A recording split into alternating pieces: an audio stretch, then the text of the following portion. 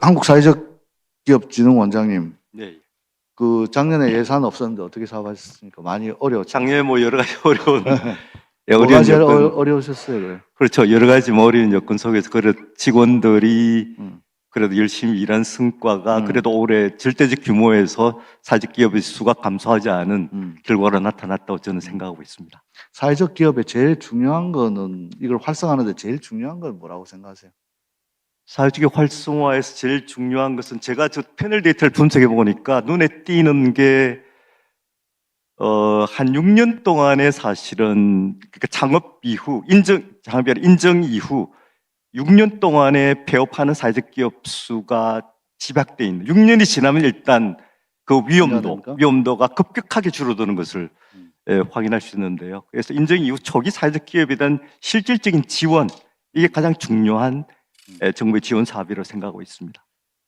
저도 뭐 전문가는 아닙니다만은 제 경험을 비춰볼 때 사회적 기업 이러면 약간 따뜻한 아이스 아메리카노 같은 거예요. 네. 사회적 기업이라는 게 이중적 성격을 가지고 있는, 기업이라 하면 이윤 추구가 주 목적인데 사회적 기업은 도대체 뭐 하자는 거야? 그래서 아까 첫 번째 프리젠테이션 할 때 사회적 기업의 정의에 대해서 원장께서 한번 이야기를 하신 것 같아요. 제가 생각할 때 사회적 기업의 가장 중요한 것은 이 사회적 가치를 상업적으로 개량하는 작업. 그게 뭐 SIV도 될 수도 있고 뭐가 될 수도 있는데, 즉 이 사회적 가치를 다시 말씀드려보겠습니다. 사회적이란 말의 반대말은 상업적이란 말도 비슷하겠죠. 시장에서 통용되지 않는, 우리가 아까 말한 일자리를 시장적 가치라고 본다면 일거리는 아마 사회적 가치일 겁니다. 시장에서 통용되지는 않지만 그것이 사회적으로 가치가 날 때. 근데 문제는 이거를 상업적으로 계산을 못하는 거예요. 자, 내가 장애인을 위해서 고용을 했고, 제가 그냥 전공 살려가지고 한번 이야기를 해보겠습니다. 어떤 지방선이 있어요. 적자선이 있어요. 열차가 다니면 다닐수록 손해야. 근데 열차가 상업적으로 생각하면 운행을 중단해야 돼. 근데 거기 지역이 소멸하네? 그럼 이 비용해야 될 우리의 사회적 비용은 얼마인가? 그럼 이 열차가 운행했을 때 상업적으로는 일부 적자가 나더라도 그 마을이 활성화되고 뭔가 된다면 이걸 돈으로 환산했을 때, 또 환경 오염을 더 적게 시켰을 때 이걸 환산한다면, 이 기업이 가지는 가치는 단순히 좋은 일 한다가 아니라 경제적으로 비용을 낮추는구나.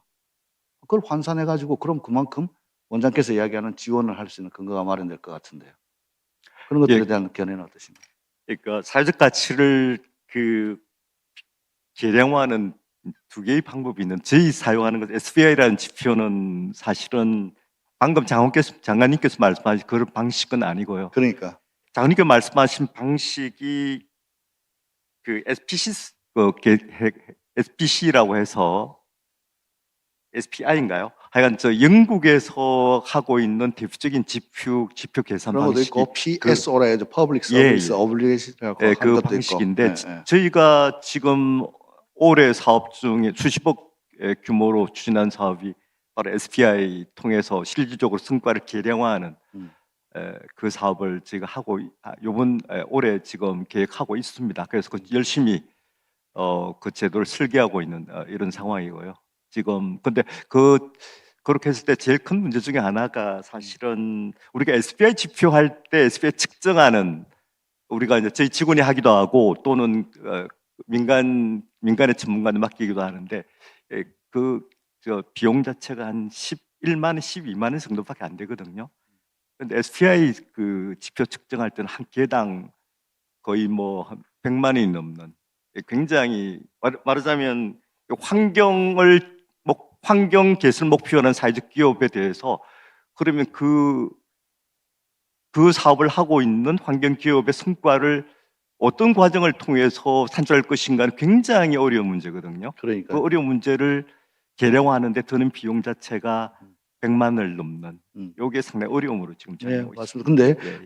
맞습니다. 근데 제가 드리고 싶은 말씀의 요지는, 우리가 사회적 기업, 장애인도 마찬가지인 거, 이게 어떤 시혜적으로 뭐 이런 차원의 문제가 아니라는 거예요.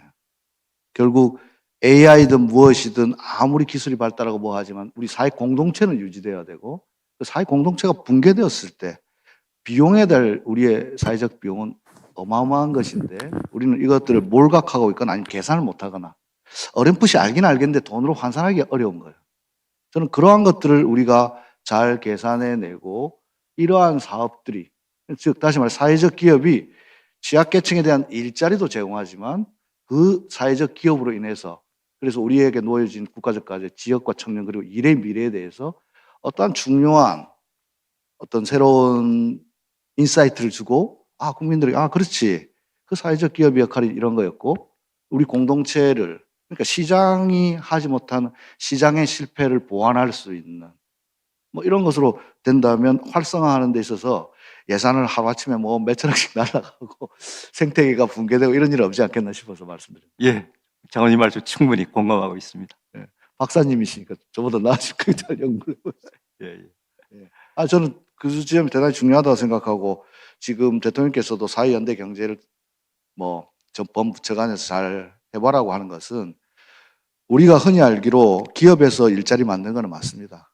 기업이 잘 돼야 되는 것이고 하지만 안타깝게도 고용 없는 성장이라는 것도 현실인 것이고 저는 사회도 일자리를 만들 수 있다고 봅니다.